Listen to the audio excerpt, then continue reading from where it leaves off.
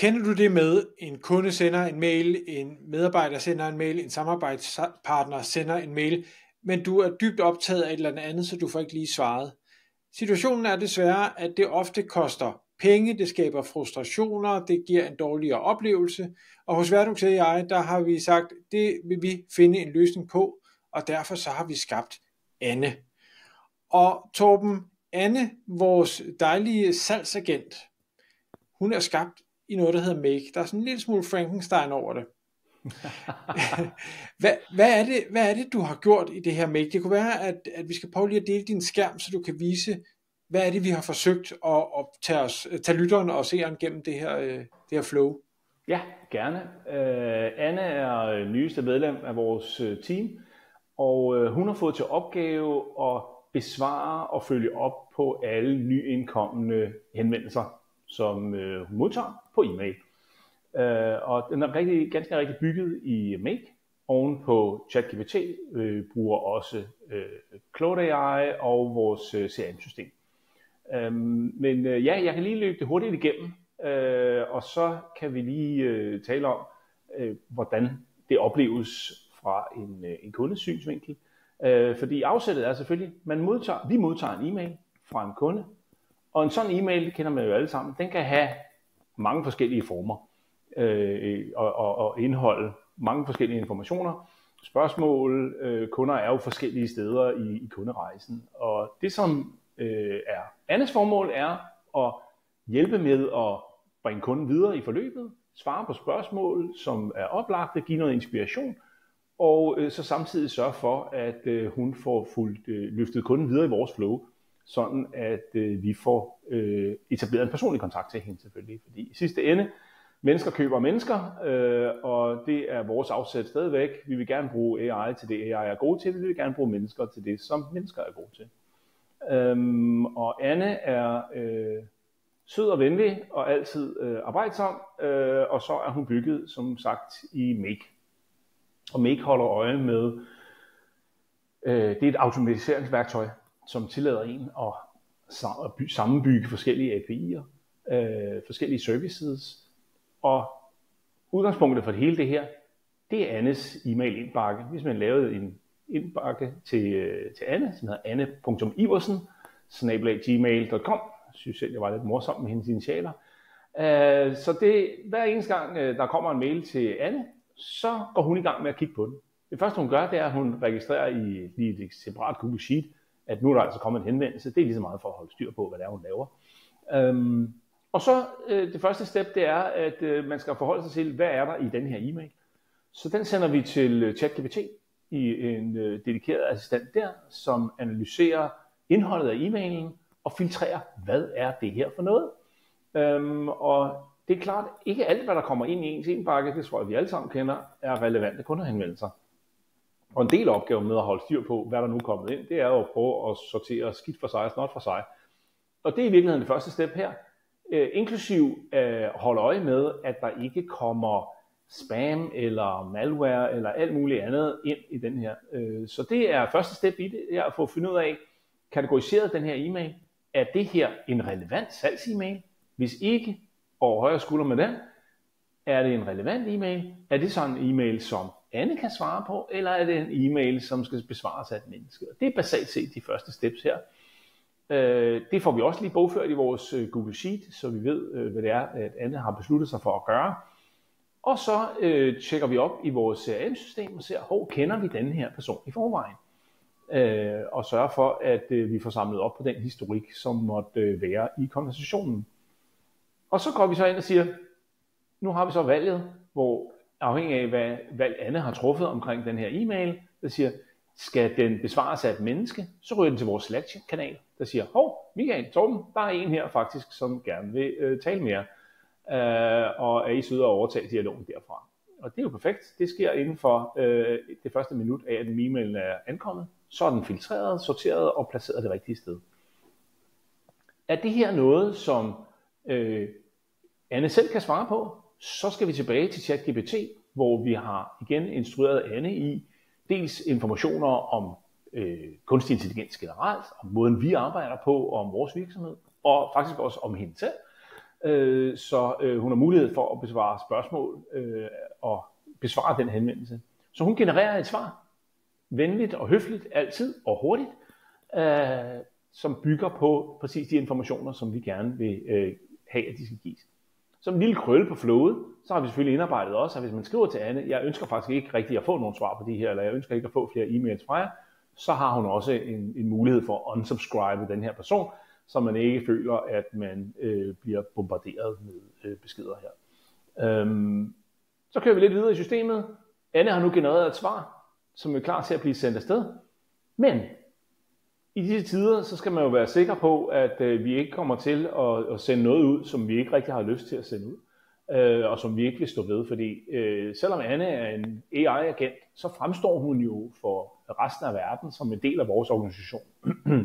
Så vi kører et ekstra tjek på det svar, som hun faktisk har genereret. Det sender vi igennem Claude AI, bare for at være sikre på, at Claude er en ganske glimrende sprogmodel på vel cirka samme niveau, lidt afhængig af dagsformen med OpenAI's ChatGPT.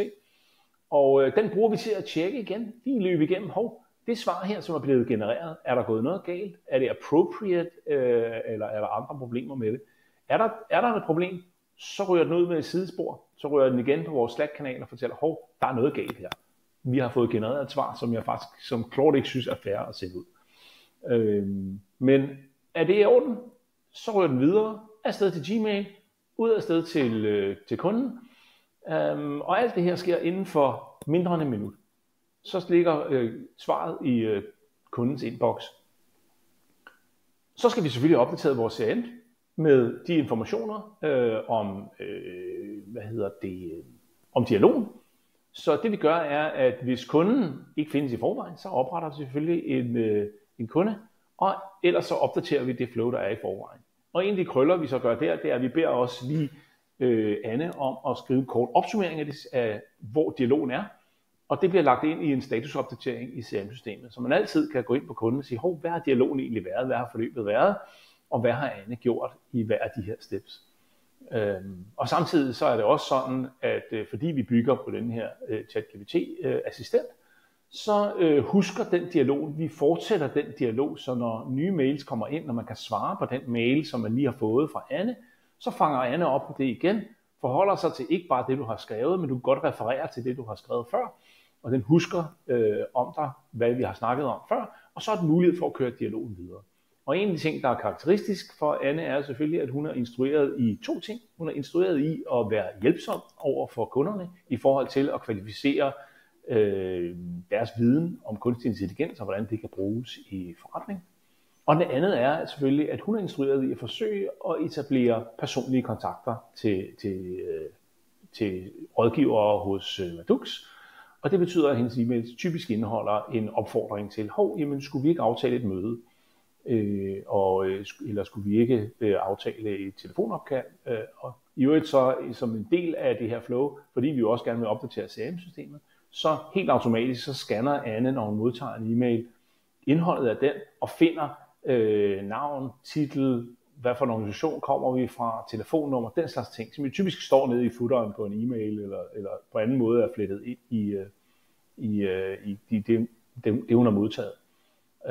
Og så får vi altså et fuldt opdateret CRM, og jeg tror, at de fleste sælgere vil sige, men altså, det er altid bedst, hvis en sælger følger op personligt.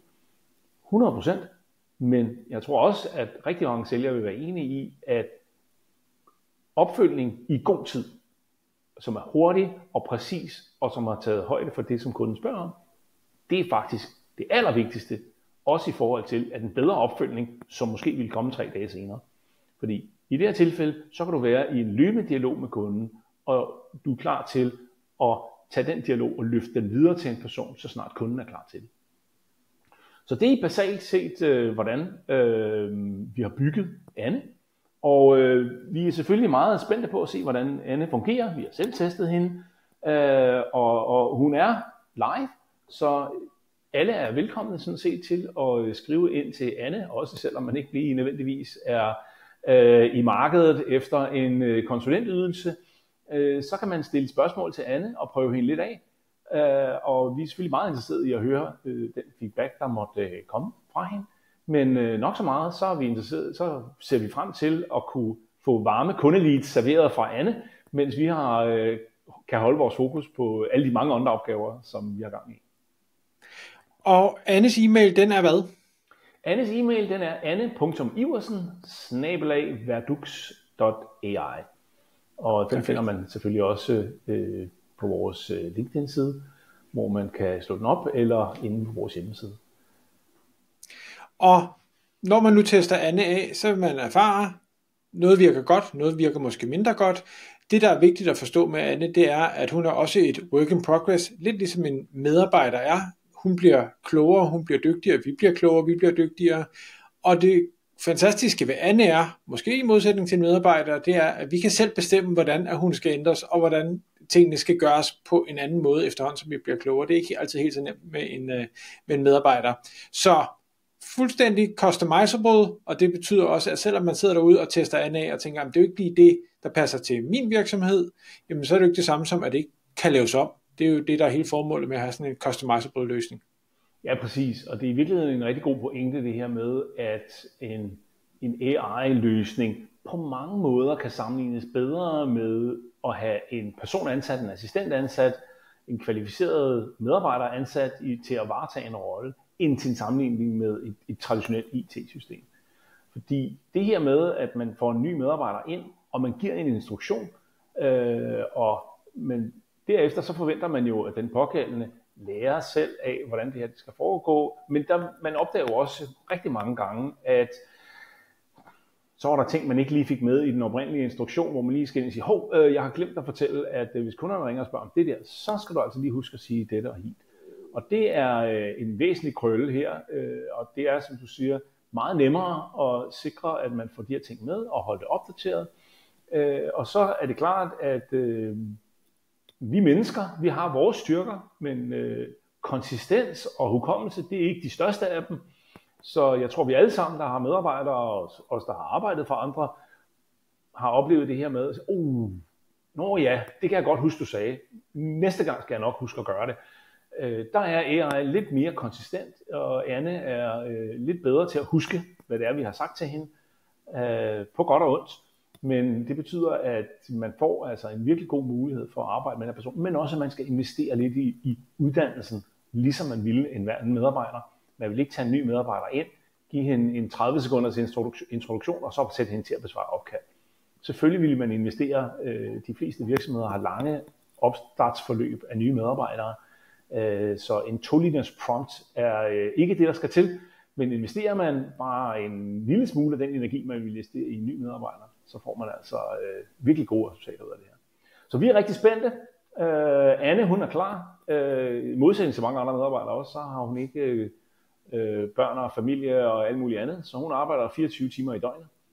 Hun er lige nu sat op til at tjekke e-mailen løbende. Det kan jo sættes op per minut, så det er noget, man også kan styre selv. Hvor hurtigt vil man have, at hun svarer på folks e-mails. Der kan også være sådan lidt en fornemmelse af, går det næsten for stærkt.